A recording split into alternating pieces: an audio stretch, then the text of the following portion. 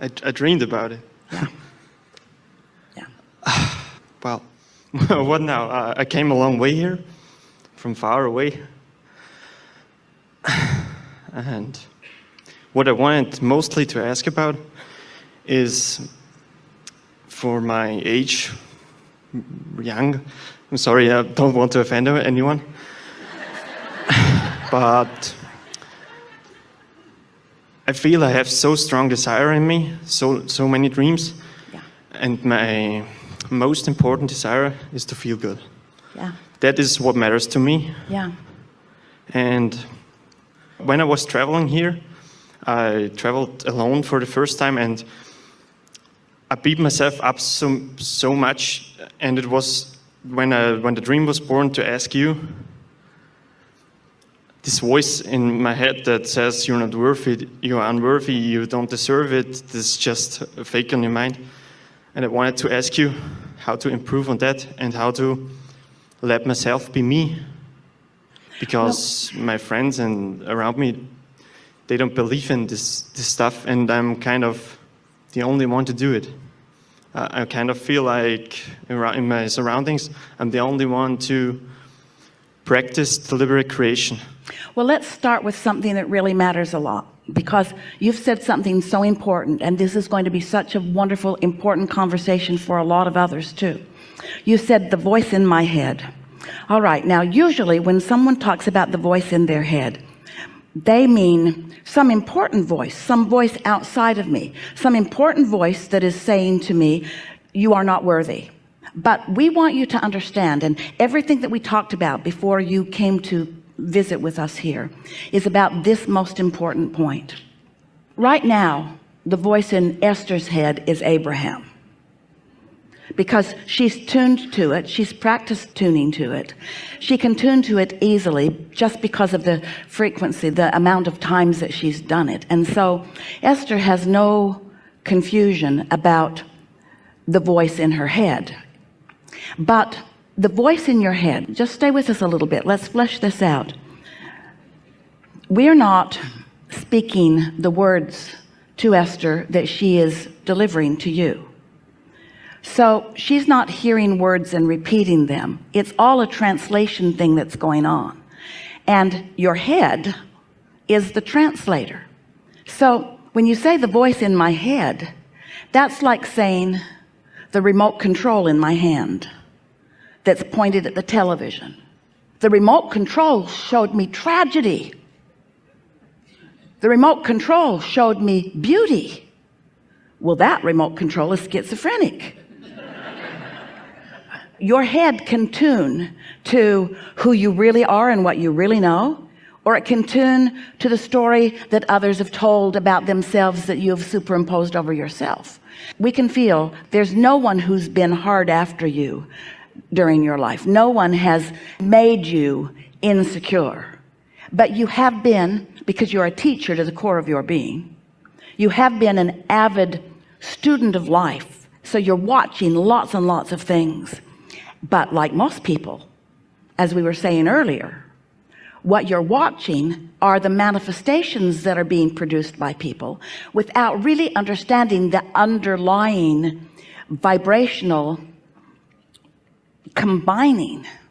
Esther was talking to a friend recently, and she was talking about the difference between the mix of vibrations when she's talking to this one person, and then when that person enters, the mix changes, and when those people enter, then the mix changes still, so that there's a constant changing mix of vibrational frequencies and behaviors that you are often responding to.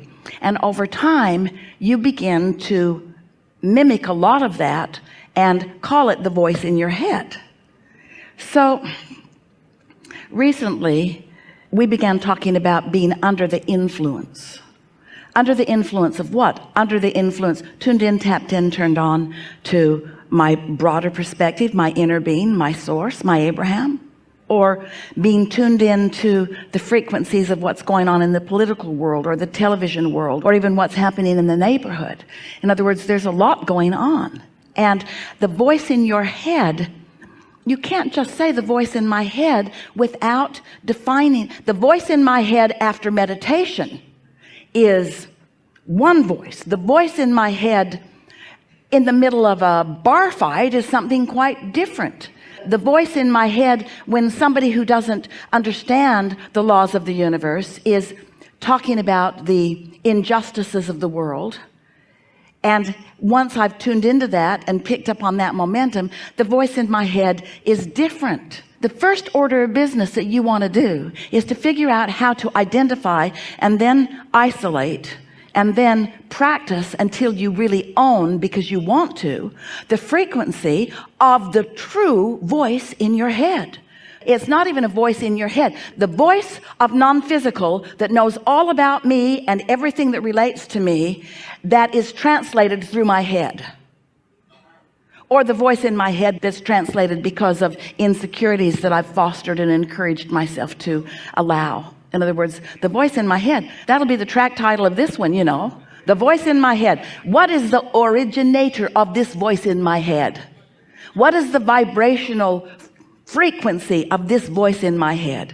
Which has to do with only one thing: how I meet me. It's what my vibrational frequencies are doing, which comes down, blessed you, to the thing that you know above all else. You said it to us already here today. What do you care most about? And that's why, because that's the only way you can understand what voice is in your head right now. Yeah. So it feels complicated because there's a whole bunch of people out there saying a whole lot of things, and they can get in your head. But it isn't complicated when you realize that you've got source energy that is beaming a signal to you all the time. That would be like saying, really, we want you to hear this. We're really going to offer a ridiculous analogy that is so on point, you can't help but get it. And then you can mock us for the simplicity of it. That'd be like tuning the radio in your car and being all flustered because there's one station that you always can count on for flowing, uplifting, lovely music or whatever to you, but you are too discombobulated to even remember what that station is. So you're just all over the place. No, that's not it. That's not it. That's not it. That's not it. That's not it. That's not it. That's not it. That's not it. That's not it. That's not it. That's not it. And then you come away with an attitude that there's chaos in the world. All I want is alignment, and there's chaos in the world. And we say, of course there's chaos in the world. Blessed chaos in the world. Chaos and contrast and variety are all the same thing. It's this plethora of choices that everyone has access to. You just want to tune to the voice in your head. You just want to tune to the frequency of who you really are, of what your vibrational reality is, so that in that tuning, you're the translator of that voice. So you bring clarity from the chaos. Oh, can you feel the difference? To be able to bring clarity from chaos is mastery. To condemn the chaos is foolery. That'd be like saying, I want to create my own reality, but I don't want any choices. I don't want any contrast or any variety from which to choose. I just want it to be what I've already chosen. Just clean it all up, and then I'll come and I'll just look around and I'll be happy. That's not what you said. You said, oh, magnificent variety. I'm going to bring clarity to this chaos, and I'm going to live happily forever after in the chaos because of the clear way in which I get to view it. I'm not going to push against any of the chaos. I'm going to adore it, because the worst of the chaos is just going to help me fill my vortex with things more wanted. And the best of the chaos is going to inspire me to more that I can live. Yeah? Got it. Helpful? Want to talk to us? Can I ask one more? I'm working as an employee right now. In a what? As an employee. I've got an employer, and I want to make the transition to be a life coach myself. Yeah. When is the right time? I kind of know the answer, but I just wanted you to say it to me once more. That's the right answer. That answer that you know. Our best way of saying that to you, to confirm your right answer, is... It's about confirmation, yeah. Say again? It's about confirmation, yeah. See yourself moving in your current employment, which is a vehicle, and it's doing a good job. You got some good speed going. You're enjoying it. You're good at it. You're appreciated. You are an appreciator too. Most of the time, yeah. Most of the time, those are good odds. You're more dominantly feeling good than not. So you're moving along in this vehicle, and at some point, not quite yet, another vehicle will be right there, and you'll look over, and it's just gonna look so really good. And it's gonna be moving at so slightly a faster speed than you are that you've got time to make the jump over into the new vehicle. And then off you're gonna go. And it's gonna be even more pleasing than the last one for a little while. And then you're gonna look over. Not because you're dissatisfied over here, but because there's something more satisfying over here. Because your vortex is full of the next vehicle and the next one and the next one and the next one and the next one regarding everything. So you just look over and then you just say, "Ooh," and then off you go for a little while. And then there's another, and then another, and then another, and then another. More and more and more. You see, perhaps we shouldn't tell any of you this. We have to really consider who you are to make sure that if we tell you this, that it will be all right with you, because you will be able to understand what we really mean when we say it. We want no misunderstandings about this. All right, you're good. In your vortex is what, from where you stand now, the supersonic, supersonic, supersonic, over the moon, off the charts, incredible, knock your socks off vehicle of all vehicles. It's in your vortex, but it's not your next vehicle. You okay? Yeah. But because you want right now to move to the final vehicle, to the one that you really mean, but because you're not vibrationally ready for it, by wanting to make a bigger jump than you are vibrationally ready to make, then you introduce more resistance, and then you can't even find the next one or the next one or the next one. And then what happens next is, then you start justifying why you want this vehicle by pointing out stuff that's not good with this one. It's undependable, breaks down, uses too much gas, doesn't appreciate me as much as it could, gives me assignments that I don't really want, makes me work longer hours, and I don't feel as free as I really want to feel. Doesn't fulfill my life intention.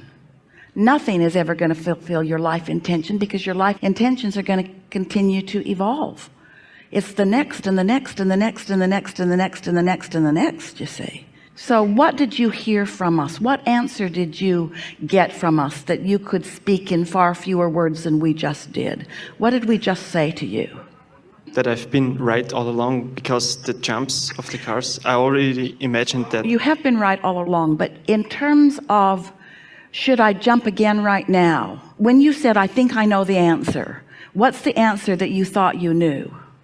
I'm quite enjoying my job right now, and I wanted to flow into my experience, and I don't want to jump too early. There you are.